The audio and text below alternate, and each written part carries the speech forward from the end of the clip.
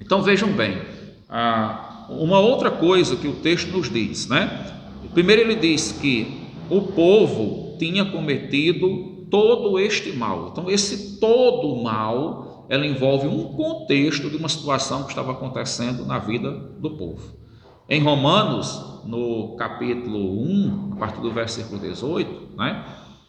A palavra de Deus, ela vai dizer que a idolatria ela traz todo tipo de maldição sobre uma pessoa, uma família, uma cidade, um país.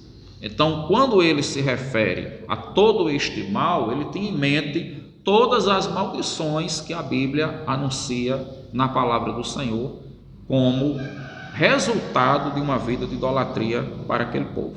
Depois ele diz que eles estavam desviados. Então, a pessoa que comete idolatria, ela tem que saber que ela não está agradando a Deus.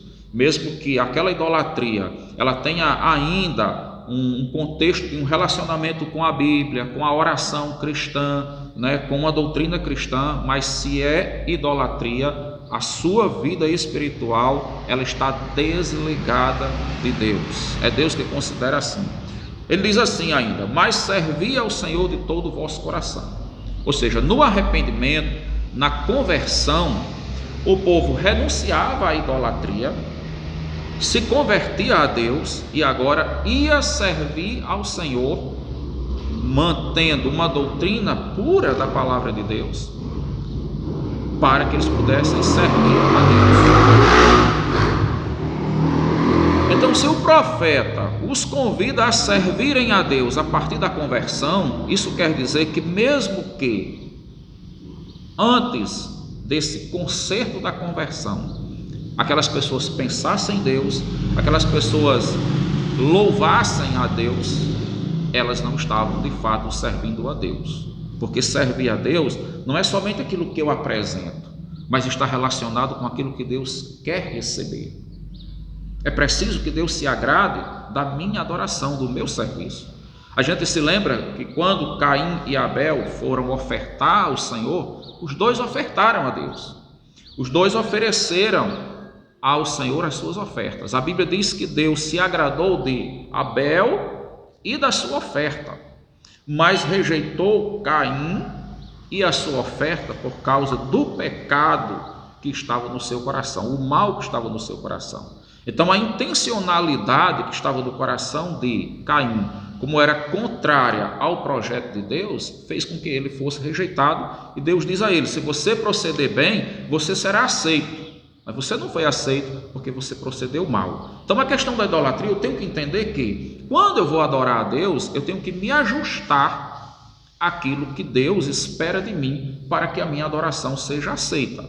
Se eu digo: não, Senhor, eu quero adorar através de um ídolo, eu quero adorar dessa forma, então eu estou construindo a minha própria maneira de adorar, e essa construção particular minha ou de um grupo religioso torna-se uma rejeição a Deus, mesmo que eu não perceba, mas ela é uma rebelião contra aquilo que Deus declarou que é agradável. Seria a mesma coisa de alguém dizer para você que determinado objeto, determinada coisa seria um bom presente, mas determinada coisa seria uma ofensa, e você fosse lá e comprasse de presente aquilo que exatamente a pessoa falou que seria uma ofensa, e você fosse entregar para ele. Vocês estão me entendendo? Então isso é a maneira como Deus vê a idolatria. Depois ele diz que quando nós rejeitamos a idolatria, aí nós podemos servir ao Senhor de todo o nosso coração, porque nós podemos adorá-lo em espírito e em verdade. E o versículo 21, né, ele diz assim: e não vos desvieis. Olha só, depois de haver o conserto da conversão, o povo está em Deus, ele quer dizer: não retorne à idolatria, porque o caminho da idolatria é um caminho desviado da glória de Deus, é um caminho desviado do Senhor, pois seguiríeis as vaidades, que nada aproveitam e tampouco vos livrarão, porque vaidades são. A idolatria é apresentada em 1 Samuel capítulo 12, versos 20 e 21, como sendo um mal, como sendo um caminho desviado, um caminho onde a pessoa não consegue servir a Deus através dela. E ele também diz que os ídolos e a prática da idolatria são vaidades, né? Que nada se aproveita. E isso significa o quê? Que a pessoa estaria praticando uma vida espiritual sem resultado nenhum. É por isso que a pessoa, por mais devota que ela seja, ela muitas vezes ora e ela tem a impressão de que ela está falando sozinha, porque realmente a Bíblia diz que está falando sozinha, Deus não está ouvindo aquilo ali.